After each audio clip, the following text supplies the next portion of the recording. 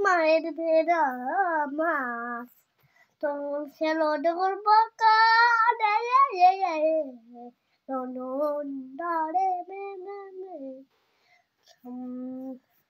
তারপরে বললো বাবু আমি খাবো বাইরে মা বললো আমি এটা খেয়ে না এটা আমি বড় হয়ে গেছে এটা ফেললে গা তখন বললো আমি কিনবো আর তখন কালো এখন ডোল পড়তে থাকলো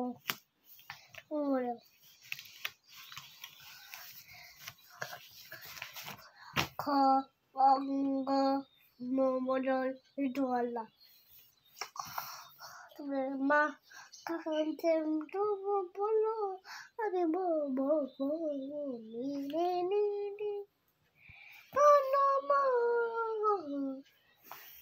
ভাই